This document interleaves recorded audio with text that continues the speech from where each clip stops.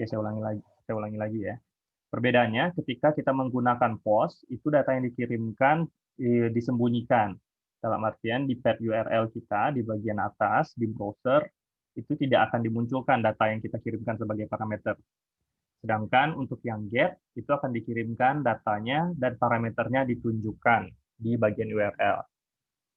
Ini kalau kalian perhatikan, saya share screen sebentar. Oke. Kelihatan nggak? Kelihatan, Pak. Di Kelihatan, URL Pak. yang di atas tulisannya tetap muncul hello, welcome, nama yang saya masukkan tadi, tapi tidak ada tanda-tanda lain di sini. Cukup Ctrl MVC, berarti saya menggunakan metode POS. Ketika data yang saya masukkan muncul, Ctrl MVC, controller MVC, tanda tanya, parameter nama dengan value koma, berarti kan muncul nih nama yang saya masukkan sesuai dengan nama yang tampil. Itu berarti saya menggunakan metode get, seperti yang dijelaskan Yazid tadi ya. Oke, jadi itu perbedaannya. Jadi kalau yang muncul pas mencobakan error berarti ada codingan yang salah. Karena untuk perubahan antara post maupun get tidak ada perbedaan sebenarnya. Perbedaannya hanya di bagian URL tab-nya saja. Selebihnya secara functionality-nya sama. Oke. Oke, pertanyaan berikutnya. Apa yang terjadi jika kita menghapus file model.mvc.java? Oke, ini gampang. Melatih Hasna.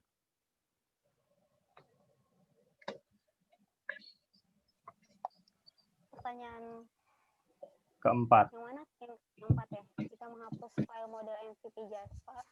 Jadi di file yang kontrol MVC-nya jadi apa namanya?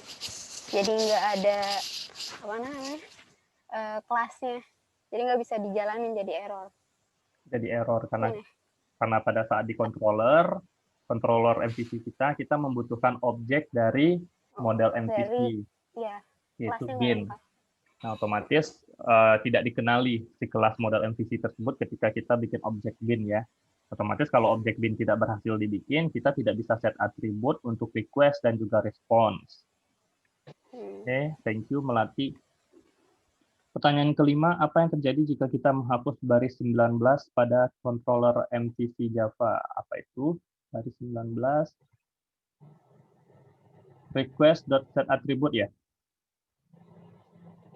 Oke, yang menjawab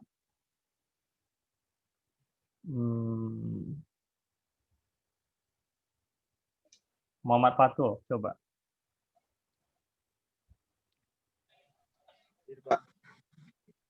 Apa jawabannya yang kamu bikin kemarin untuk pertanyaan nomor berapa ini? 5. Kalau yang punya saya kemarin pas ngerjain, pas ngikutin tata caranya tuh nggak keluar tampilannya, Pak. Entah laptopnya atau apanya, tapi yang keluar pas saya running tuh yang HTTP status 500 itu, Pak. Internal server error. Internal server error. Yang dihapus yang baris 19 kan ya, yang request.setAttribute. Itu dari awal, Pak. Sebelum masuk ke soal-soalnya pun kayak gitu, Pak. Oh. Jadi sehingga pas waktu saya ngikutin question-questionnya pun tampilan hampir semua seperti itu.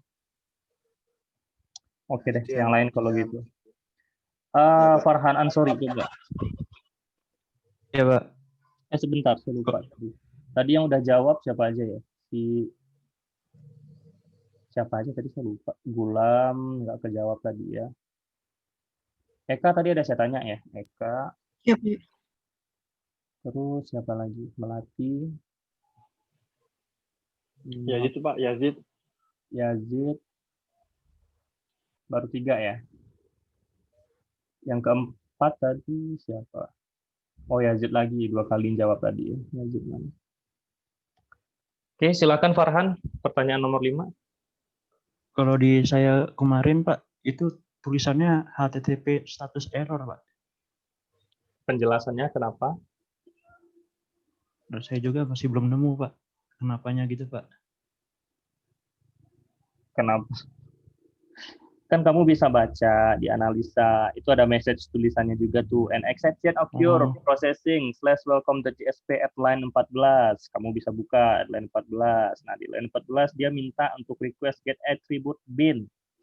Dia mencoba untuk mendapatkan atribut bin yang dikirimkan oleh controller. Ingat kemarin hubungan antara controller, model, dan view apa? Di awal pertemuan udah dibahas kan? Jadi controller ini akan menerima request dan response melalui view. Nah, view pertama kita kan index tuh. Nah, di index itu kan saya masukin Toma, berarti dia merespon nama Toma kan? Atau nama apapun yang kalian masukkan. Nah, si controller ini mencocokkan Toma ini sesuai nggak untuk objek yang sudah dideklarkan di model kita, di model MVC. Nah, kalau seandainya sudah ada, kita kirimkan balik ke view yang berikutnya. Nah, kebetulan view berikutnya saya bikin di sini namanya welcome.jsp melalui sebuah objek bernama bin. Nah, di view ini, si bin ini diminta untuk diisikan datanya dengan menggunakan fungsi request.getAttribute. Nah, itu di errornya pun muncul di browser itu kalau kamu lihat. Tapi karena kita menghapus bukan di baris 19 di model di controller MVC tadi, yaitu kegiatan atau proses request.set attribute. Ingat, pasangan get kan set. Nah, di view kita minta get, sedangkan setnya nggak ada. Kayak gitulah kurang lebih. Di controller MVC, si setnya udah kita hapus. Tiba-tiba kita di welcome.jsp kita minta get, kan nggak mungkin. Soalnya get itu ada kalau si set sudah kita lakukan. That's why muncul error yang mengatakan exception occurred di welcome.jsp baris 14. Kita lihat baris 14 apa? Oh, ternyata di baris 14 dia mencoba menampilkan bin.get nama. Bin aja dia nggak kenal siapa bin. Gimana dia mau kenal? Si setnya kita hapus di controller MVC. Begitu cara bacanya ya Farhan ya. Sama yang lain juga. Oke, siapa lagi nih? Mana sih pertanyaannya? Apa fungsi baris 20 dan 21 pada file controller MVC? 2021 itu apa? Request dispatcher dan rd.forward. Oke. Siapa nih? Saya boleh, Pak? Boleh, silakan Abid. Yang request dispatcher itu adalah fungsinya itu untuk meneruskan request dari suatu page menuju servlet, kemudian langsung diproses oleh page receiver-nya, Pak. Oke, betul banget ya. Ini bahasanya ya bahasa internet sih nggak apa-apa, tapi memang itu artinya ya. Jadi kita meneruskan request menggunakan request dispatcher ini dan ditentukan si servlet kita yang mana yang akan menerima nantinya. Nah, di sini kan yang menerima dibikin di dalam parameternya welcome.jsp. Oke. Ya, biasanya ada sukses JSP itu ya, Pak. Iya, betul. Thank you ya, Abid ya. Ya, makasih, Pak. Mantap. Jelaskan masing-masing baris dari baris 14 sampai 21 di controller MVC 1421. Oke, silakan. Pak, mohon maaf, Pak. Iya. Yang baris 21 itu yang RD forward? Itu belum objeknya. Kayaknya. Itu objeknya. Oh, entity-nya. Kan kita bikin request dispatcher, RD, sama dengan request.getRequestDispatcher. Nah, si RD ini kita forward, kita kirimkan dengan membawa nilai request dan juga respon yang ada di parameter do_post di atas di baris berapa itu? Di baris 12. Itu kan ada tuh HTTP, servlet request. Itu kan kita bikin objek tuh. Tapi objeknya masih diinisialisasi saja, belum diisikan. Lalu HTTP servlet response juga sama, baru diinisialisasi.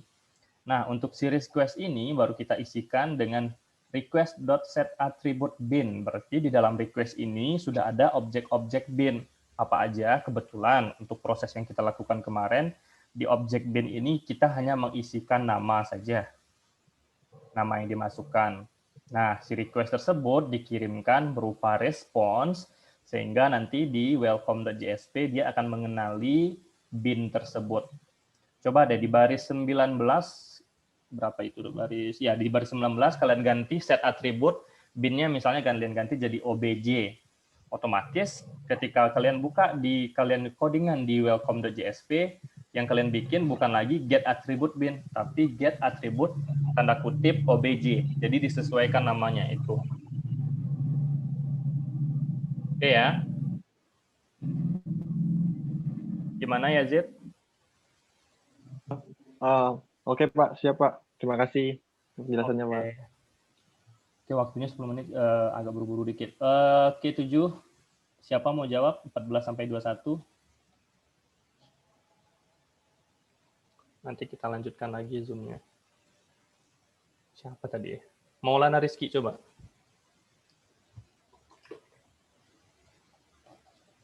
Baik, Pak. 14 sampai 21. 14 sampai 21. Well, control MVC. Control MVC 12, 14. 21 control MVC. Kalau baris 12 ini yang baris 15 nggak usah ya. Baris 15 itu saya lupa hapus. Cukup 14, 16, 17, 18, 19, 20, 21 nggak usah juga, udah dijelasin tadi. 14, 16, 17, 18 aja. Oke, kalau respon set content type ini untuk apa ya, dari kalau nggak salah dari indeks JSP ya.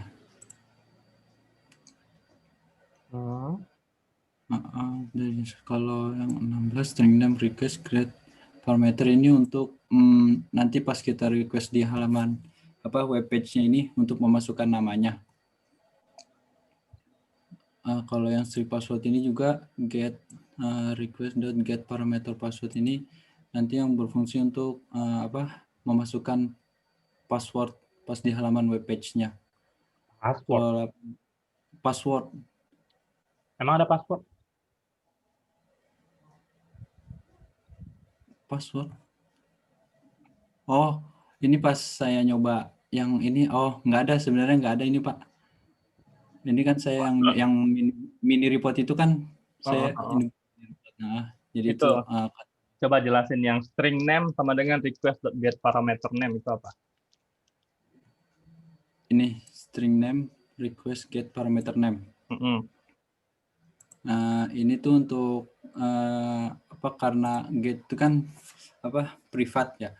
Jadi untuk memasukkan nama di web page-nya tersebut, Pak. Oke, daripada jauh-jauh dulu. Yang baris 14, response.setContentType text HTML. Karena respons yang akan kita berikan itu akan dibaca dan ditampilkan di sebuah file .jsp. Nah, file .jsp itu kan file HTML sebenarnya. Kalau kalian perhatikan. That's why kita pakai content type-nya itu text HTML. Oke, sampai sana paham ya? Terus yang di baris 16, string name sama dengan request.get parameter nama, berarti kita bikin sebuah variabel bernama name. Nah, variabel name ini nanti akan diisikan dengan data, yang mana datanya itu adalah kita menggunakan object request dengan memanggil fungsi get parameter nama dari JSP yang sebelumnya, yaitu index.xhtml. Nah, berarti ketika dibuka index.html, harusnya ada sebuah elemen yang memiliki nama ataupun ID-nya adalah nama. Kayak gitu. Nah, nilai yang kita masukkan di dalam elemen tersebut, kebetulan itu adalah input, akan dimasukkan ke dalam variabel name bertipe string. Gitu ya, Maulana. Yeah. Oke, lanjutkan. Terus model MVC, bin sama dengan new model MVC ngapain? Ini buat objek. Oke, mantap. Terus bin.set nama? Bin set nama. Ini untuk apa? Yang tadi variabel nama itu, Pak.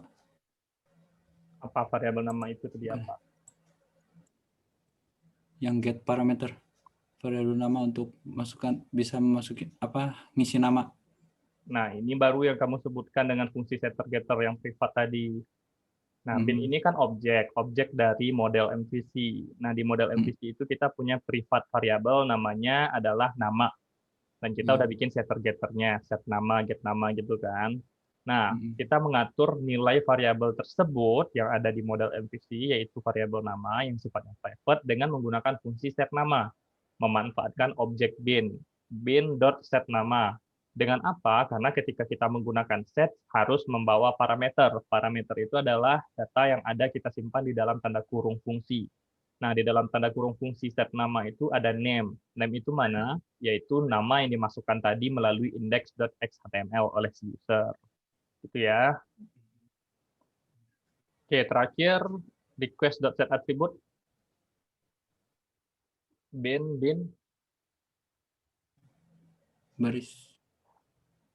Baris type itu. Baris 19.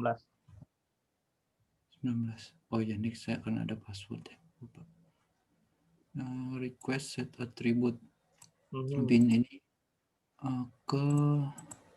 ini untuk yang apa terhubung sama ini apa yang di halaman welcome.jsp. Coba apanya dikurangin, coba ulang lagi. Apa? Kata apanya dikurangin, lurus aja ngomongnya gitu. Coba ulang. Ini yang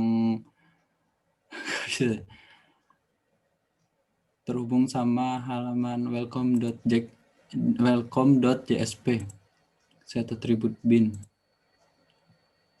Jadi untuk yang request tersebut itu apa yang jatuh tuh? Sebentar apa sih? Oke, jadi untuk baris 19 itu request kan kita udah bikin dua objek tuh di doPost. Perhatikan baris 12. Protected void doPost itu adalah fungsi override ya. Dan memang harus memiliki parameter untuk HTTP servlet request dan HTTP servlet response. Dan langsung dibikinkan objeknya. Nah, kebetulan nama yang dibikin, saya bikin waktu itu request dan response. Biar kalian tahu kalau satunya request, satunya response. Tapi kedua-dua metode ini atau objek ini adalah merupakan objek dari kelas HTTP servlet, yaitu request dan response. Nah, untuk si request ini, kita bikin set attribute. Agar apa? Agar ketika saya menggunakan set attribute, semua kelas yang ada di dalam aplikasi yang saya bangun, termasuk JSP-nya, view-nya, mengenali atribut yang saya set di sini. Nah, di sini kebetulan atribut yang saya set namanya bin di dalam tanda kutip. Oke. Kenapa diberi tanda kutip? Karena kita menggunakan set content type-nya adalah text HTML. Berarti di HTML nanti akan dikenali sebuah atribut bernama bin. Apa nilainya? Nilainya adalah bin yang sudah kita ambil di baris 17, yaitu model MVC bin.new model MVC, yaitu bin.setNama. Berarti bin ini memiliki objek atau nilai objek, yaitu nilai objek bin, yang dimana di dalam objek bin tersebut kebetulan hanya ada satu data, yaitu data nama yang dimasukkan di index.html. Sehingga ketika kalian buka nanti welcome.jsp, di sana akan ada get attribute. Soalnya kita tadi request.setAttribute. Nah, di welcome.jsp itu di baris 13 ada request.getAttribute. That's why nama get attribute-nya harus sama dengan yang kalian set tadi. Kalau di setnya bin, ya bin juga, dikasih tanda kutip juga. Dan dimasukkan ke dalam sebuah variabel baru, variabel objek bernama bin, lalu kita tinggal panggil bin tersebut bin.getNama. Intinya itu cara lempar-lempar data di antara controller, objek, dan view. Oke ya Maulana ya. Oke, 1 menit. Oke, kita end dulu. Habis itu langsung join juga ya. Ini 7, saya lihat ada 16, jangan sampai kurang. Saya tutup dulu sebentar.